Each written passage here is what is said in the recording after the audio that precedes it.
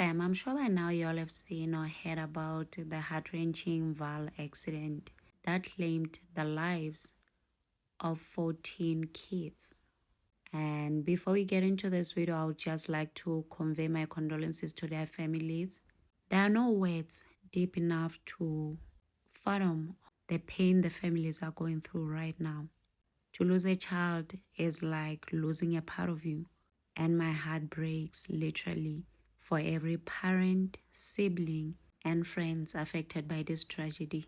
May they find strength in the cherished memories of their little ones, their laughters, their dreams, and the light they brought into their lives. While their time on this earth was cut short, the love they gave and received will remain forever with their loved ones. We stand with them in spirit, holding them close in our hearts and thoughts and prayers, and may they find some sort of peace and comfort in God and their community during these trying times. May their beautiful souls rest in eternal peace. This mother is said to have lost 2 of her kids in this accident. You can just imagine her pain, their pain. Moving on to Ayanda, who was driving, he will remain in custody after abandoning bail. The 22-year-old appeared before the Vanderbijlpark Magistrate Court today in the morning, and he faces a number of serious charges following this accident that claimed the life of these 14 learners.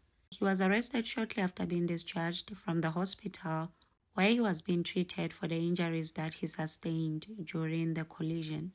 Represented by legal aid, he faces a heavy charge sheet including 14 counts of culpable homicide, 3 counts of attempted murder, reckless and negligent driving, and driving without proper documentation. In a notable turn of events during the proceedings, Ayanda indicated through his legal representation that he would not be applying for bail at this time, meaning he will remain behind bars, and his lack of documentation has also added to the public outcry regarding the safety and regulations of school transport. The magistrate has postponed his case to the 5th of March 2026 for further investigation, and he will remain in custody until the next scheduled appearance, to also allow the state time to finalize accident report and for the family of the victims to continue the long process of mourning so that they can maybe be fully present for this case.